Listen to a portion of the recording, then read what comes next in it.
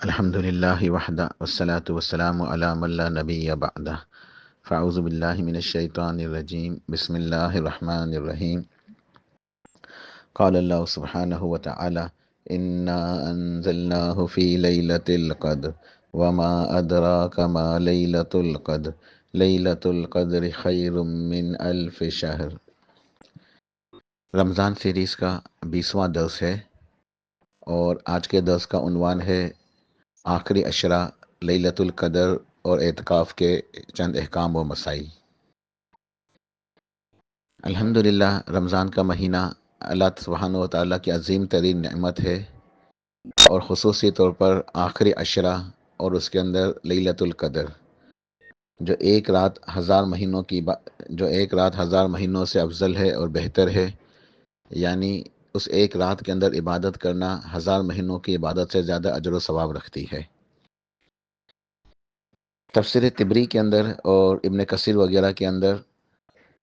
سیدنا عبداللہ بن عباس رضی اللہ تعالیٰ عنہما ارشاد فرماتے ہیں کہ پورا قرآن پاک لوح محفوظ سے پہلے آسمان پر بیت العزہ ہے، تو لوح محفوظ یہ 7ویں آسمان پہ ہے، اللہ کے عرش کے پاس، اللہ کے عرش پر ہے، اللہ کے پاس ہے یہ لوح محفوظ۔ وہاں سے پورا قرآن پاک پہلے آسمان پہ نازل ہوا بیت العزہ میں، یہ لیلۃ القدر میں نازل ہوا۔ انا انزلناہ فی لیلۃ القدر، کہ یقیناً بے شک اس قرآن کو ہم نے لیلۃ القدر میں اتارا ہے، اور اسی رات میں پہلی وحی کی ابتدا ہوئی۔ پہلی وحی کی جو 5 آیات ہیں، اقرأ بسم ربک الذی خلق، تو یہ 5 آیتیں سورہ علق کی یہ غار حرا میں نازل ہوئی، تو یہ لیلۃ القدر ہی تھی۔ باقی پھر بتدریج 23 سال کے عرصے میں آہستہ آہستہ ضرورت کے مطابق قرآن پاک نازل ہوتا رہا۔ تو یہ اس کا مفہوم ہے کہ انا انزلناہ فی لیلۃ القدر، کہ لیلۃ القدر کے اندر سب سے پہلے قرآن پاک لوح محفوظ سے بیت العزہ میں پورے کا پورا مکمل نازل کر دیا گیا۔ پھر اس بیت العزہ سے وحی کی ابتدا شروع ہوئی، لیلۃ القدر میں ہی جبریل امین علیہ السلام یہ 5 آیتیں لے کے سرتاج رسول صلی اللہ علیہ وسلم کے پاس آئے، اور آپ کو نبوت عطا ہوئی اور آپ نبی اور رسول بن گئے، تو یہ لیلۃ القدر ہی تھی۔ اور اس کے بعد پھر 23 سال کے اندر پورا قرآن پاک نازل ہوا۔ تفسیر ابن ابی حاتم کے اندر امام مجاہد رحمہ اللہ کا قول ہے، امام مجاہد رحمہ اللہ عظیم تابعی ہے، اور یہ سیدنا عبداللہ بن عباس رضی اللہ تعالیٰ عنہما ان کے شاگرد ہیں۔ تو امام مجاہد فرماتے ہیں کہ بنی اسرائیل کا ایک شخص 1000 مہینے تک رات میں نماز پڑھتا تھا، دن میں روزہ رکھتا تھا۔ بنی اسرائیل جو پہلے امت گزر چکی ہے، ان کے لوگوں کی عمریں بہت طویل ہوتی تھی، لمبی عمریں ہوتی تھی، اور یہ بڑی اچھی صحت کے لوگ تھے، صحت مند تھے، بیمار بھی نہیں ہوتے تھے۔ تو ان کی عبادتیں جو ان کے اندر عابد و زاہد لوگ ہوتے تھے، وہ اپنے گرجا گھروں کے اندر یا اپنی جو ہے ایک الگ جگہ مخصوص کر کے عبادت کرتے تھے، اور ان کے شریعت کے اندر دنیا سے الگ ہو جانا، بالکل کٹ جانا اور عبادت کرنا صرف یہ جائز تھا، جسے راہب کہتے تھے، رہبانیت، کہ دنیا سے کٹ کے صرف اللہ تعالیٰ کی عبادت کے لیے مخصوص ہو جانا۔ تو ہماری شریعت کے اندر یہ منع ہے، سوائے ایک اعتکاف کی عبادت کے، کہ معتکف جو ہے وہ اعتکاف کے دنوں میں پوری دنیا سے کٹ کے صرف اللہ تعالیٰ کی عبادت کے لیے مسجد کے اندر گوشہ نشین ہو جاتا ہے۔ اس کے علاوہ علیحدہ بیٹھ جانا، دنیاوی معاملات کو نہ دیکھنا، یہ ہمارے اس امت کے لیے جائز نہیں ہے، بلکہ ہمارے لیے عبادت کا مفہوم یہ ہے کہ ہم دنیاوی معاملات بھی کریں، عبادت سمجھ کے، اور عبادت کی نیت سے کریں، اچھے طریقے سے کریں، سنت کے مطابق ساری زندگی کے اعمال سر انجام دیں، تاکہ ہمیں ہر عمل کے اندر عبادت کا ثواب ملتا رہے۔ تو بنی اسرائیل کے اندر رہبانیت موجود تھی، ہمارے مذہب، ہمارے دین کے اندر نہیں ہے۔ تو کوئی راہب ہوتے تھے، وہ اپنی ایک کٹیا بنا لیتے الگ سے، یا چرچ کے اندر، گرجا گھر کے اندر، جو بھی ان کے مذہب کی عبادت کی جگہ ہوتی، پھر وہ مسلسل وہاں عبادت ہی کرتے رہتے۔ تو ان کے مذہب میں عیسائیت کے اندر وہ جائز تھا۔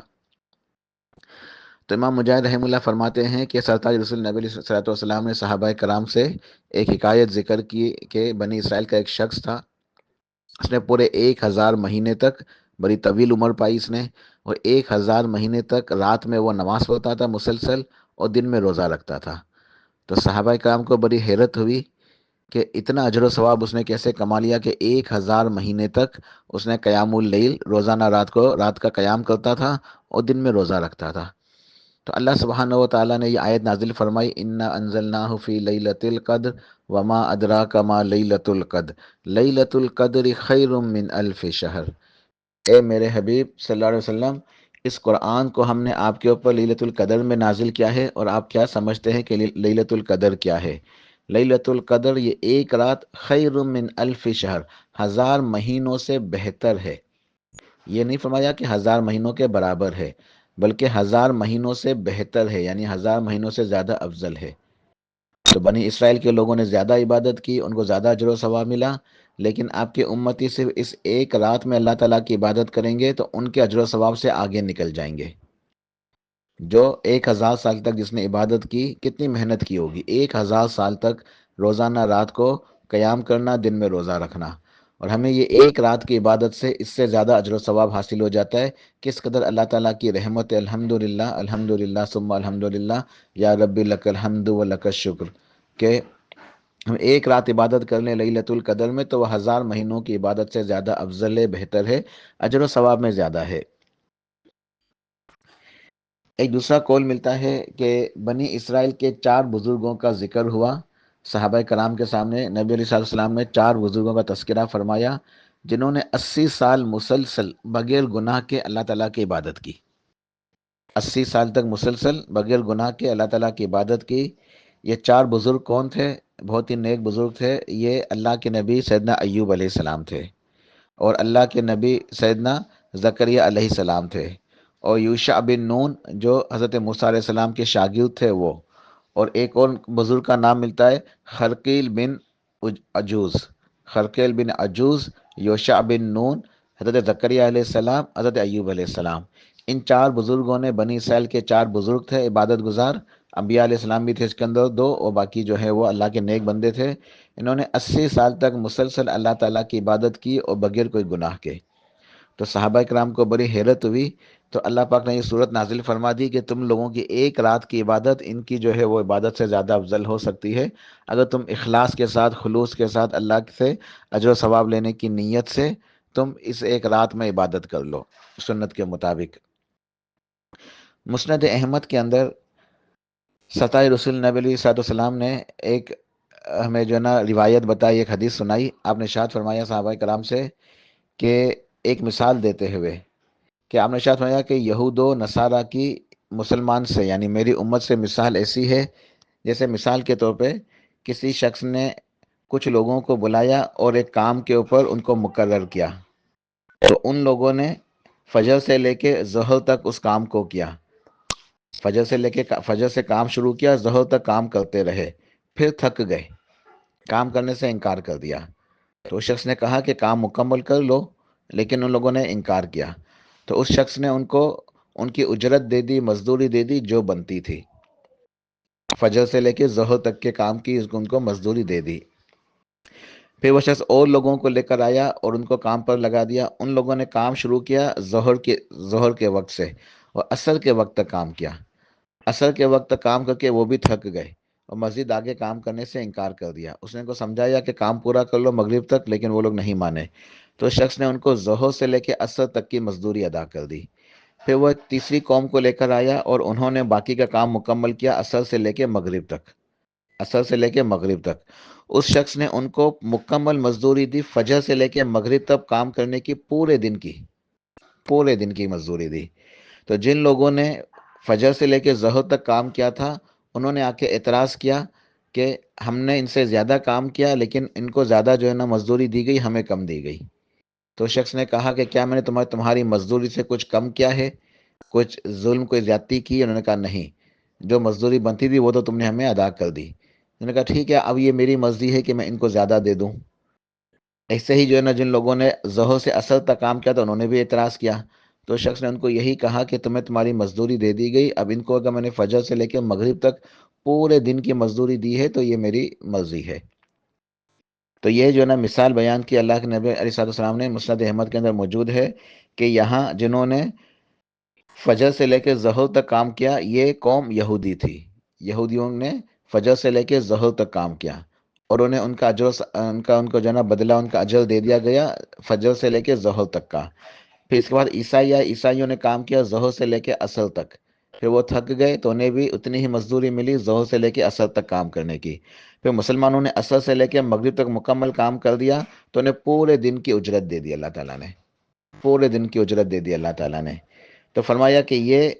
آیت جو ہے، یہ جو سورت نازل ہوئی ہے، انا انزلناہ فی لیلۃ القدر وما ادراک ما لیلۃ القدر لیلۃ القدر خیر من الف شہر، تو یہ اللہ کا فضل ہے۔ ذالک فضل اللہ یؤتیہ من یشاء واللہ ذو الفضل العظیم، یہ اللہ کا فضل ہے، اللہ اپنے فضل سے جس کو چاہے نوازتا ہے اور بڑے عظیم فضل کا مالک ہے۔ تو اللہ تعالیٰ کا فضل ہے کہ اس رب کبریا جل و علا نے ہمیں اپنی رحمت سے ایک ایسی رات عطا فرمائی ہے جس ایک رات کی عبادت 1000 مہینوں کی عبادت سے بہتر ہے، اس سے زیادہ اجر و ثواب رکھتی ہے۔ تو ہماری عمریں کم ہیں، اس امت کی عمر کم ہے۔ پہلی امتیں جو تھی 1000 سال، 15 سال، 1500 سال، 2000 سال تک جیتے تھے۔ ہماری عمر کتنی ہے؟ 50 60 سال۔ بہت کم لوگ ہیں جو 60 سے اوپر جو ہے وہ جی پاتے ہیں۔ تو ہم لوگ کمزور بھی ہیں، وہ لوگ زیادہ ہم سے طاقتور تھے، صحت مند تھے۔ ہم لوگ طرح طرح سے بیماریوں کے شکار ہو جاتے ہیں، ہمارا جو ریزسٹنس پاور ہے، جسم کے اندر امیونٹی ہے، وہ کمزور ہے۔ لیکن اس کے باوجود بھی اللہ تعالیٰ کا ہمارے اوپر یہ احسان ہے کہ ہمیں اجر و ثواب زیادہ ملتا ہے۔ اور کل قیامت والے دن جب نامہ اعمال کھلیں گے تو اس وقت امت محمدیہ صلی اللہ علیہ وسلم کے جو لوگوں کے نامہ اعمال ہیں ان کو دیکھ کے پچھلی امتیں رشک کریں گی کہ ان کے پاس اتنی نیکیاں ہیں۔ حالانکہ عمر کم ہے، اعمال کم ہے، لیکن نیکیاں اتنی زیادہ ہوں گی کہ پچھلی قوم کے لوگ دیکھ کے رش کریں گے کہ امت محمد صلی اللہ علیہ وسلم کے لوگوں کے پاس اتنی نیکیاں ہیں، تو ہماری نیکیاں زیادہ ہوں گی۔ ہماری عمریں کم ہیں، ہمارے مواقع کم ہیں، صحت کم ہے، ساری چیزیں کم ہیں، لیکن نامہ اعمال میں ہماری نیکیاں انشاءاللہ بنی اسرائیل سے زیادہ ہوں گی۔ اور یہ بھی اللہ تعالیٰ کا فضل ہے کہ سب سے پہلے ہم جنت میں جائیں گے، جب تک ہم لوگ جنت میں نہ جائیں کوئی قوم جنت میں جا نہیں سکتی۔ الحمدللہ ثم الحمدللہ، یا ربی لک الحمد و لک الشکر۔ جنت کا دروازہ ہمارے پیارے نبی صلی اللہ علیہ وسلم ہی کھلوا سکتے ہیں، آپ کے بغیر، آپ کے علاوہ کسی اور کے لیے جنت کا دروازہ نہیں کھلے گا، صحیح حدیث سے ثابت ہے۔ سب سے پہلے آپ جنت کا دروازہ کھلوائیں گے، آپ کے لیے جنت کا دروازہ کھلے گا۔ اور جو جنت کے داروگاہ ہیں انہیں حکم دے دیا گیا اللہ تعالیٰ کی طرف سے کہ اللہ کے نبی علیہ السلام کے علاوہ کسی اور کے لیے دروازہ نہیں کھولنا، تو سب سے پہلے آپ ہی جنت کا دروازہ کھلوائیں گے اور سب سے پہلے آپ کی امت ہی جنت میں جائے گی۔ تو اس امت کے پر اللہ تعالیٰ کا فضل و احسان ہے یہ، الحمدللہ۔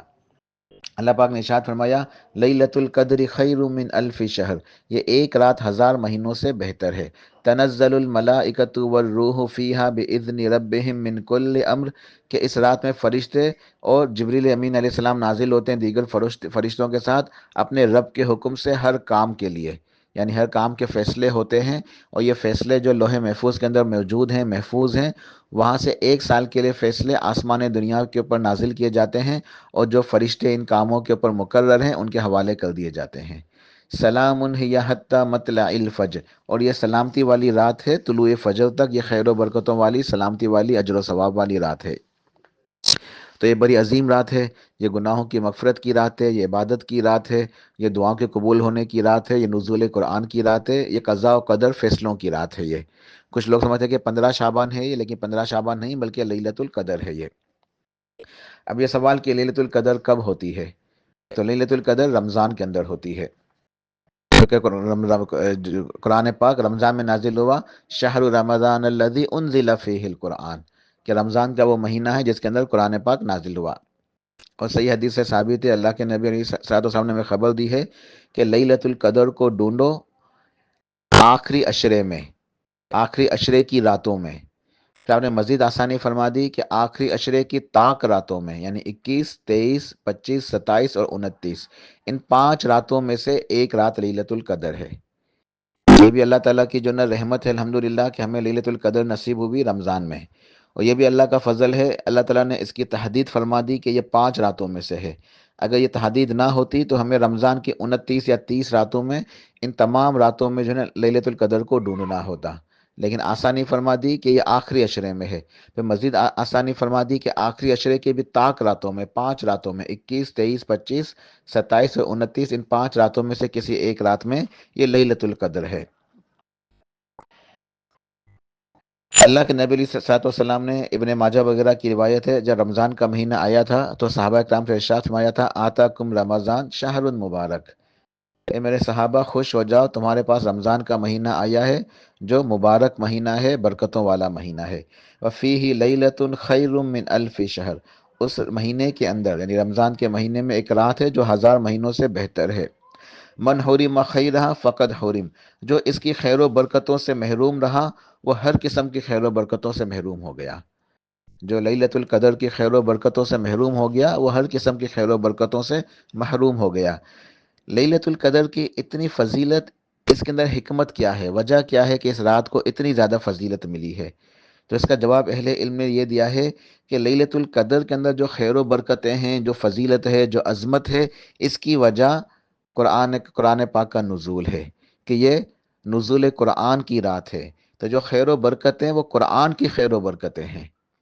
لیلۃ القدر میں جو خیر و برکتیں ہیں، جو فضیلتیں ہیں، جو عظمتیں ہیں، وہ حقیقت میں قرآن کی خیر اور برکتیں ہیں، قرآن کی فضیلتیں، قرآن کی عظمت ہے، یہ قرآن کی رحمتیں ہیں۔ تمام بلائیاں، شفا، ہدایت، مغفرت کا ذریعہ، اجر عظیم، یہ سب کا سب جتنی بھی جو نا یہ اچھائیاں بلائیاں ہیں، یہ سب لیلۃ القدر کے اندر موجود ہوتی ہیں اس قرآن کے نزول کی وجہ سے، کہ جس مہینے میں قرآن نازل ہوا وہ سب مہینوں میں افضل مہینہ قرار پایا۔ دیکھیے رمضان کا مہینہ افضل مہینہ ہے، حالانکہ رمضان کا مہینہ جو ہے وہ حرمت والے مہینوں میں شامل نہیں ہے، پھر بھی چونکہ یہ نزول قرآن کا مہینہ ہے لہذا تمام مہینوں میں، 12 مہینوں میں سب سے افضل مہینہ رمضان کا قرار پایا، اور جس رات میں قرآن اترا وہ سب راتوں سے افضل قرار دی گئی۔ لیلۃ القدر خیر من الف شہر، تمام راتوں سے بہتر، افضل اور زیادہ فضیلت اور عظمت والی رات، جس رات میں قرآن نازل ہوا، جس امت میں قرآن نازل ہوا، یعنی امت محمدی علیہ الصلوۃ والسلام، وہ امت تمام امتوں میں سب سے افضل قرار ہو گئی، اجر و ثواب میں زیادہ، سب سے پہلے جنت میں جائے گی، دیگر امتوں کے اوپر یہ گواہ ہوگی، ان کی گواہی دے گی، تو سب سے افضل امت امت محمدیہ قرار پائی جس امت کے اندر یہ قرآن نازل ہوا۔ جس نبی علیہ الصلوۃ والسلام کے اوپر قرآن نازل ہوا وہ تمام نبیوں کے سرتاج بن گئے، سردار بن گئے، امام بن گئے، امام الانبیاء، تمام نبیوں میں سب سے اعلیٰ، سب سے افضل،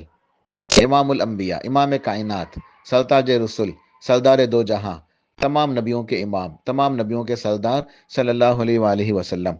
تو یہ قرآن کی خیر و برکتیں ہیں کہ جس مہینے میں نازل ہو رہا ہے وہ مہینہ سب سے افضل، جس رات میں اتر رہا ہے قرآن وہ رات سب سے افضل، جس امت میں قرآن نازل ہوا وہ امت سب سے افضل، اور جس نبی مکرم و محترم صلی اللہ علیہ وسلم کے اوپر کے قلب اطہر کے اوپر قرآن نازل ہوا سب سے افضل، سب سے اعلیٰ، سب سے اکمل، سب سے احسن اور سب سے زیادہ فضیلت والے قرار پائے۔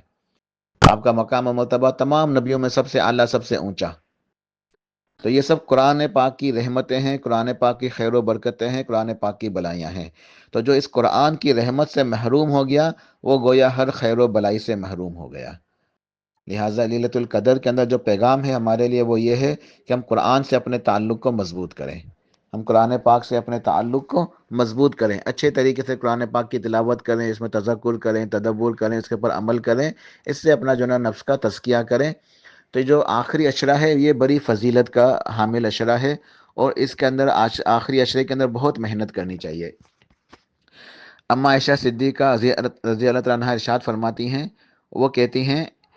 صحیح مسلم کی روایت ہے، کانا رسول اللہ صلی اللہ علیہ وسلم یجتہد فی العشر الاواخر ما لا یجتہد فی غیرہ، کہ پیارے رسول اللہ صلی اللہ علیہ وسلم آخری عشرے میں جتنی محنت کرتے تھے عبادت میں اتنی محنت دوسرے عشروں میں نہیں کرتے تھے، یعنی تینوں عشروں میں سب سے زیادہ محنت اب آخری عشرے میں کرتے تھے، یعنی زیادہ عبادت کرتے تھے۔ اما عائشہ کی ایک اور روایت میں یہ الفاظ بھی ہیں، کان النبی صلی اللہ علیہ وسلم اذا دخل العشر شد معذرہ وَأَحْيَا لَيْلَهُ وَأَيْقَظَ أَهْلَهُ، کہ جب آخری عشرہ داخل ہو جاتا یعنی آخری عشرہ شروع ہو جاتا تو سرتاج رسول صلی اللہ علیہ وسلم عبادت کے لیے کمر کس لیتے، عبادت کے لیے محنت کرنے کے لیے کمر کس لیتے، اور شب بیداری فرماتے، پوری رات آپ جاگتے تھے اور اپنے گھر والوں کو بھی جگاتے، پوری رات آپ خود بھی عبادت کرتے، جاگتے اور گھر والوں کو بھی جگاتے۔ احیاء اللیل، پوری رات عبادت کرنا، پوری رات جاگنا۔ تو اس کے اندر کیا کرنا ہے، اس رات کے اندر کیا کام کرنا ہے، پوری رات کیوں جاگنی ہے، کیا عبادت کرنی ہے؟ تو صحیح سنت سے جو بات ثابت ہے کہ احیاء اللیل یعنی پوری رات عبادت کے لیے جاگنا، اس کا مطلب یہ ہے کہ آپ علیہ الصلوۃ والسلام صلی اللہ علیہ وسلم، آپ پوری رات اللہ کے ذکر میں، دعا میں، نماز میں، قیام اللیل میں اور تلاوت قرآن میں اور صدقہ خیرات کرنے میں مشغول رہتے تھے۔ یہ 5 عبادتیں ہیں جو آخری عشرے کی راتوں کی مخصوص عبادتیں ہیں جو سنت سے ثابت ہیں۔ اور احیاء اللیل کا مطلب بھی یہی ہے کہ انسان یہ 5 عبادتیں کرے، پوری رات کے اندر اللہ کا ذکر کرتا رہے، نماز پڑھے، قیام اللیل، دعا کرے، خصوصی طور پہ اللہم انک عفو تحب العفو فاعف عنی، یہ لیلۃ القدر کی مخصوص دعا، یہ کثرت سے یہ دعا پڑھے اور قرآن پاک کی تلاوت کرے۔ رمضان کی راتوں میں جبریل امین علیہ السلام تشریف لایا کرتے تھے اور اللہ کے نبی علیہ الصلوۃ والسلام جبریل کو اپنا قرآن سناتے اور جبریل آپ کو قرآن سناتے، یعنی قرآن کا دورہ ہوتا تھا۔ جبریل امین علیہ السلام کے ساتھ قرآن کا دورہ ہوتا، جبریل نبی علیہ الصلوۃ والسلام کو قرآن سناتے اور اللہ کے نبی علیہ الصلوۃ والسلام جبریل کو قرآن سناتے تھے۔ اور ایک روایت میں آتا ہے کہ جب آخری عشرہ آتا تھا، جبریل آتے تھے تو آپ کی جو سخاوت ہے، آپ تو ہمیشہ سخی تھے، سب سے زیادہ لوگوں میں سب سے زیادہ سخی آپ تھے، ہر وقت آپ صدقہ خیرات کرتے تھے، لیکن رمضان کی راتوں میں، آخری راتوں میں، طاق راتوں میں جب جبریل آتے تھے، آپ کی سخاوت اتنی زیادہ ہو جاتی تھی کہ گویا کوئی آندھی کے، جس طرح آندھی چلتی ہے نا، کتنی اسپیڈ ہوتی ہے، اتنی اسپیڈ سے آپ اللہ کے راستے میں خرچ کیا کرتے تھے۔ تو اللہ تعالیٰ کے راستے میں خرچ کرنا اور نوافل ادا کرنا، یعنی قیام اللیل کی نماز جو نفل نماز ہے، اسی طریقے سے ذکر کرنا، دعا کرنا اور قرآن پاک کی تلاوت کرنا، یہ سب اس عشرے کی آخری راتوں کی مخصوص عبادتیں ہیں۔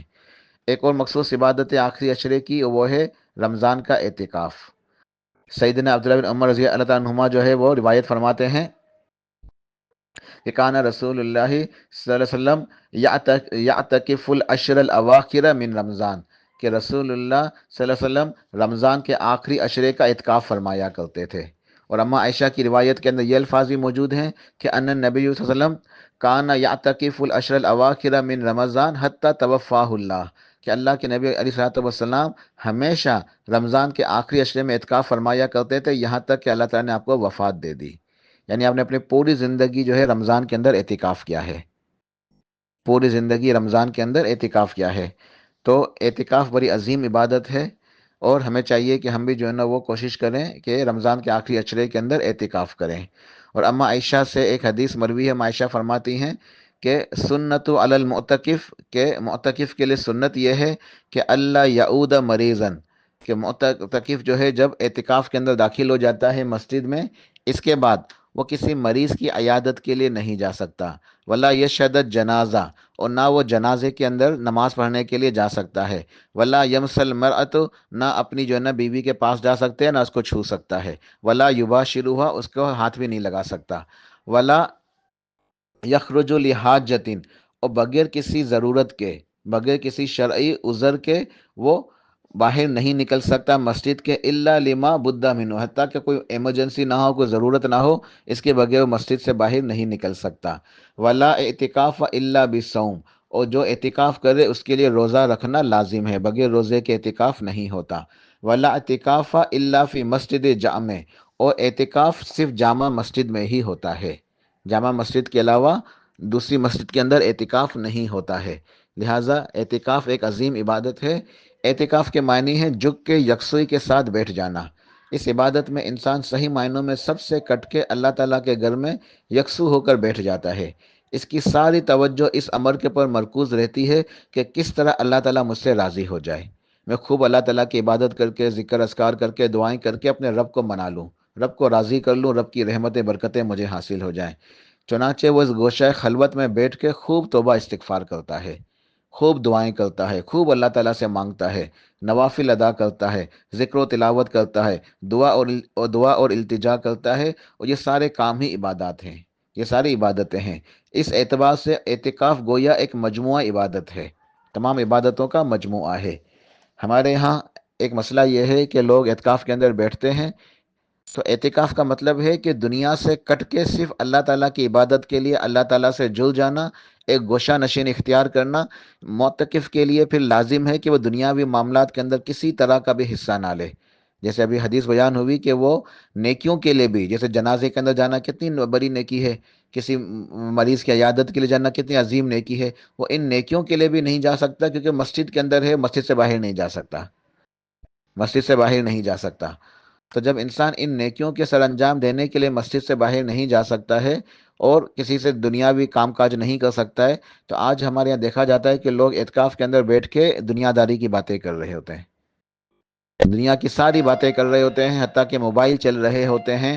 موبائل کے اندر سوشل میڈیا استعمال کر رہے ہوتے ہیں، ویڈیو کالز ہو رہی ہوتی ہیں اور خوب گپیں لڑائی جا رہی ہوتی ہیں، باتیں ہو رہی ہوتی ہیں، وہ یوٹیوب وغیرہ اور جتنے بھی سوشل میڈیا اپلیکیشنز ہیں وہ سب استعمال کر رہے ہوتے ہیں۔ یہ سب اعتکاف کے اجر کو ضائع کرنے والے اعمال ہیں، یہ اعتکاف کے اجر کو جو ہے وہ ختم کر دیتے ہیں۔ معتکف کے لیے ضرور ہے جو اعتکاف کرے وہ خالص اللہ کی رضا کے لیے کرے، پھر دنیاوی امور کے اندر کسی طرح کا بھی حصہ نہ لے، نہ دنیاوی باتیں کرے، الا یہ کہ جو ضروری بات چیت ہو، جو دنیاوی امور ضرورت سے تعلق رکھتے ہیں ان کے لیے بات چیت وغیرہ کر سکتا ہے، مگر اس کے علاوہ عام دنیا داری کے معاملات سے اپنے آپ کو بالکل بچائے اور خالص ہو کے صرف اللہ کی رضا کے لیے عبادت کے اندر مصروف ہو جائے۔ آخری مسئلہ بتا کہ انشاءاللہ یہ ہمارا درس مکمل ہوتا ہے کہ اعتکاف صرف مسجد کے اندر ہی ہوتا ہے، اعتکاف صرف مسجد کے اندر ہی ہوتا ہے۔ جیسے اما عائشہ کی روایت بیان ہوئی کہ لا اعتکاف الا بمسجد جامع، کہ جامع مسجد کے علاوہ دوسری چھوٹی مسجدوں کے اندر بھی اعتکاف نہیں ہوتا، کیونکہ وہاں جمعے کی نماز کا اہتمام نہیں ہوتا ہے۔ تو جامع مسجد جہاں جمعے کی نماز بھی ہوتی ہے، ساری نمازیں ادا ہوتی ہیں، تو مسجد کے اندر ہی اعتکاف ہوتا ہے۔ تو حدیث سے بھی ثابت ہے اور قرآن پاک کی آیت بھی ہے، وَأَنْتُمْ عَاكِفُونَ فِي الْمَسَاجِدِ، سورہ بقرہ کی آیت نمبر 187، وَأَنْتُمْ عَاكِفُونَ فِي الْمَسَاجِدِ، اور جب تم مساجد کے اندر اعتکاف میں ہوتے ہو۔ اس آیت سے بھی یہ پتہ چلتا ہے کہ اعتکاف کی جگہ مسجد ہے۔ ایسے ایک اور جگہ مقام پہ اللہ پاک نے ارشاد فرمایا ہے، سیدنا ابراہیم علیہ السلام کو حکم دیا تھا کہ ان طاہر بیتی للطائفین والعاکفین والرکع السجود، اے ابراہیم علیہ السلام میرے خلیل، آپ اس گھر کو یعنی بیت اللہ کو پاک و صاف رکھیں، کس کے لیے؟ طواف کرنے والوں کے لیے، نماز ادا کرنے والوں کے لیے اور اعتکاف کرنے والوں کے لیے۔ تو نصوص سے یہ بات ثابت ہے کہ اعتکاف مسجد کے اندر ہی ہوتا ہے، چاہے مرد اعتکاف کے اندر بیٹھیں یا خواتین، ان دونوں کو بیٹھنا ہوگا مسجد کے اندر ہی۔ جیسے ایک مثال ہے کہ جمعے کی نماز ہے، جمعے کی نماز مسجد کے اندر ہی ہو سکتی ہے، گھر کے اندر نہیں ہو سکتی۔ اب اگر کوئی خاتون یہ کہے کہ مجھے جمعے کی نماز ادا کرنی ہے تو مسجد جانے کا موقع میسر نہیں، میں گھر کے اندر جمعے کی نماز ادا کر لوں، تو ظاہر ہے گھر کے اندر جمعے کی نماز نہیں ہو سکتی، عید کی نماز گھر کے اندر نہیں ہو سکتی۔ تو اسی طریقے سے اعتکاف کی بھی جگہ مخصوص ہے اور وہ ہے مسجد۔ اگر خواتین نے بھی اعتکاف کرنا ہے تو وہ مساجد میں ہی کریں گی، ٹھیک ہے؟ خواتین کے لیے بھی اعتکاف کے اندر، اعتکاف میں بیٹھنے کی جگہ مساجد ہی ہے، نہ کہ گھر۔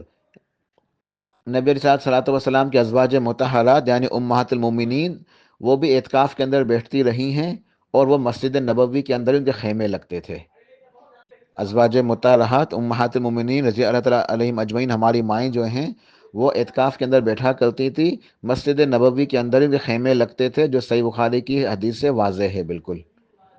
تو جو لوگ یہ سمجھتے ہیں کہ خواتین جو ہے وہ گھروں میں اعتکاف کر رہے ہیں تو یہ خلاف سنت عمل ہے، یہ ان کا اعتکاف نہیں ہوتا ہے کیونکہ وہ بدعت ہو جاتی ہے، لہٰذا ہمیں چاہیے کہ اعتکاف مسجد میں ہی کریں۔ اب خواتین کے لیے کچھ شرطیں ہیں، ان کے اوپر جو نا وہ عمل کرنا ضروری ہے کہ خواتین اسی صورت میں اعتکاف بیٹھیں گی جب مسجد کے اندر باقاعدہ علیحدہ سے مصلی نساء بنا ہوا ہو، علیحدہ سے کمرہ موجود ہو اور وہاں پہ سارے انتظامات موجود ہوں، روشنی وغیرہ کا انتظام ہو، وہاں پہ باتھ روم ہو، وضو کرنے کی جگہ ہو، غسل کرنے کی جگہ ہو، یہ ساری سہولتیں میسر ہوں، وہاں مردوں کا داخلہ نہ ہو، کسی قسم کی بے پردگی کا امکان نہ ہو، کوئی فتنہ نہ ہو، کوئی ڈر نہ ہو، تو خواتین مسجد کے اندر اعتکاف کر سکتی ہیں۔ یہ ایک بڑی افضل عبادت ہے، بہت اس کا اجر و ثواب ہے۔ لیکن اگر یہ ساری سہولتیں میسر نہیں ہیں تو خاتون پہ اعتکاف نہیں کرے گی۔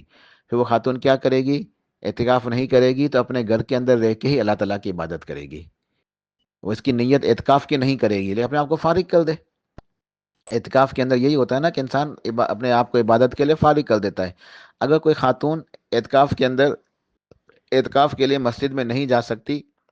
مسجد میں اعتکاف کے لیے نہیں بیٹھ سکتی ہے،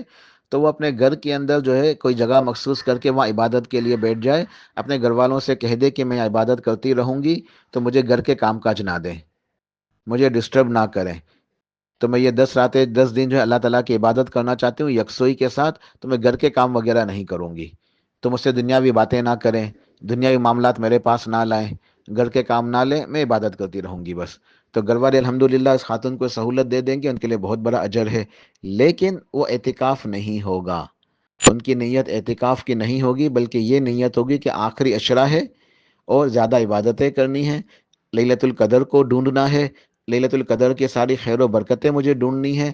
عبادتیں کر کے ذکر اذکار کر کے اچھے طریقے سے، تو میں اللہ تعالیٰ کی عبادت کے لیے چونکہ مسجد میں نہیں بیٹھ سکی تو میں گھر میں بیٹھ جاتی ہوں، لیکن یہ میرا بیٹھنا بطور عبادت کے لیے ہوگا، اعتکاف نہیں ہوگا، کیونکہ اعتکاف کی نیت کر لیں گے تو وہ پھر بدعت ہو جائے گی، کیونکہ اعتکاف مسجد کے اندر ہوتا ہے، وہ گھر کے اندر نہیں ہوتا ہے۔ ایک آخری حدیث اعتکاف کی فضیلت میں سنا کے انشاءاللہ ختم کرتا ہوں۔ مستدرک حاکم کی روایت ہے، نبی علیہ الصلوۃ والسلام ارشاد فرماتے ہیں، من اعتکف یومن ابتغاء وجہ اللہ، کہ جو اعتکاف کے اندر بیٹھتا ہے یا اعتکاف کرتا ہے ایک دن کا اعتکاف بھی، چاہے وہ ایک دن کے لیے بھی اعتکاف کرے لیکن اللہ کی رضا کے لیے کرے، خالص ہو کے، ریاکاری نہیں ہے، اخلاص کے ساتھ اللہ کی رضا کے لیے ایک دن کا بھی اعتکاف کرتا ہے، جعل اللہ بینہ و بین النار ثلاث خنادق، اللہ تعالیٰ اس کے اور جہنم کے درمیان 3 خندق کا جو ہے نا فاصلہ پیدا کر دیتا ہے، اس کو جہنم سے اتنا دور کر دیتا ہے کہ گویا 3 خندق، کل خندق ابعد مما بین الخافقین، اور ہر خندق جو ہے اس کا فاصلہ ایسا ہے جیسے زمین و آسمان کا فاصلہ،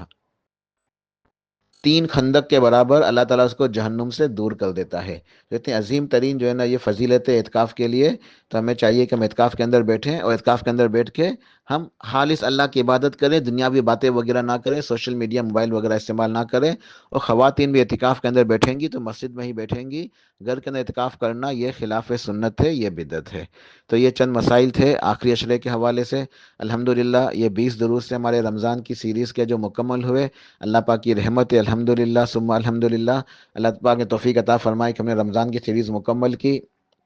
اللہ پاک سے دعا کرتا ہوں کہ اللہ سبحانہ و تعالیٰ میں رمضان کے اندر خوب کثرت سے جو ہے وہ عبادت کرنے کی توفیق عطا فرمائے، اللہ تعالیٰ ہمارے روزوں کو، ہمارے قیام کو، دیگر عبادتوں کو قبول فرمائے، اللہ سبحانہ و تعالیٰ ہمیں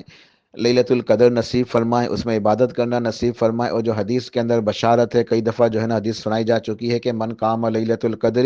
ایمانا واحتسابا غفر له ما تقدم من ذنبه، کہ جس نے لیلۃ القدر کے اندر قیام کر لیا اللہ کی رضا کے لیے، اللہ کو راضی کرنے کے لیے، اللہ سے جو ثواب لینے کے لیے، اس کے سارے پچھلے گناہ معاف ہو جاتے ہیں۔ تو اللہ تعالیٰ اس رمضان کے اندر ہمارے گناہوں کو معاف فرما دے، اللہ تعالیٰ ہمارے مرحومین کی مغفرت فرما دے، جو ہمارے پیارے ہم سے بچھڑ گئے ہیں اللہ تعالیٰ ان کے مغفرت فرمائے، ان کے درجات کو بلند فرمائے، انہیں جنت میں اعلیٰ مقام عطا فرمائے، اللہ سبحانہ و تعالیٰ ہمارے گھر والوں کی، تمام عزیز و اقارب کی، رشتہ داروں کی، دوست احباب وغیرہ کی، ہم سب کی گردنوں کو جہنم سے اس رمضان میں آزاد فرما دے،